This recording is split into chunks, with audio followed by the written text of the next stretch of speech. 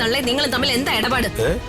അയ്യോ, അവരെന്നെ പെറ്റു എന്നുള്ള ഇടപാട് മാത്രമേ ഞങ്ങൾ തമ്മിലുള്ളൂ.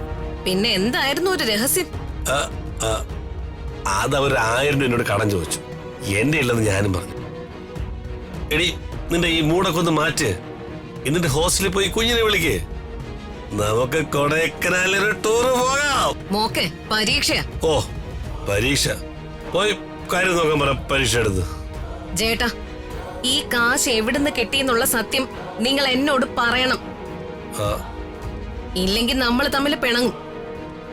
അതെ, ചെറിയ പിണക്കൊന്നും ആയിരിക്കത്തില്ല, ഓർത്തോ.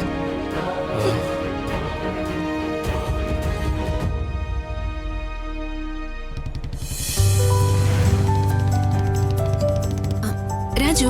എന്താ മാഡം? രാജു എന്താ സീരിയസ് ആണോ?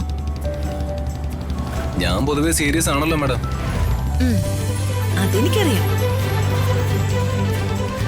ഞാനല്ല, വേറെ ഏതെങ്കിലും ഒരു പെണ്ണാണ് രാജുവിനെ കല്യാണം കഴിച്ചതെങ്കിൽ നിങ്ങൾ തമ്മിൽ വഴക്കാവുമായിരുന്നു. അതെന്താ മാഡം? രാജു ഒട്ടും റൊമാൻറ്റിക് അല്ല. ഞാൻ വല്ല മഹർഷിയായിട്ടും ജനിക്കേണ്ട ആളാ.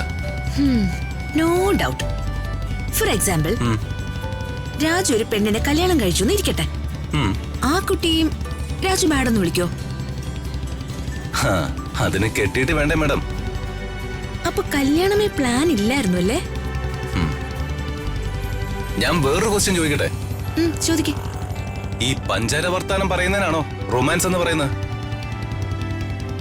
അയ്യോ, ഈ രാജു ഒരു പ്രണയത്തെ കുറിച്ച് ഒന്നും അറിയില്ല. ഞാനിനി ക്ലാസ് എടുക്കണമല്ലോ. My God. വേണ്ട വേണ്ട, പ്രണയത്തെ കുറിച്ച് ക്ലാസ് ഒന്നും എടുക്കണ്ട. ഇങ്ങനെ അങ്ങ് പോയാ മതിയേ.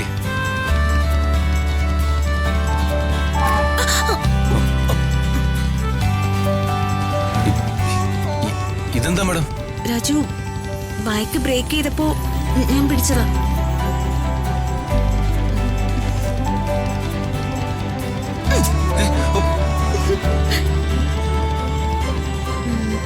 രാജു, ഇതിനെ പ്രണയൊന്നും റൊമാൻസ് ഒന്നും പറയും. അയ്യേ, ഞാൻ മാഡത്തെ കുറിച്ച് ഇങ്ങനെയൊന്നും അല്ല വിചാരിച്ചത്.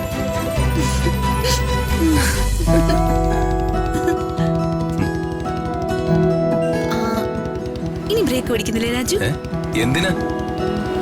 കെട്ടിപ്പിടിക്കാൻ.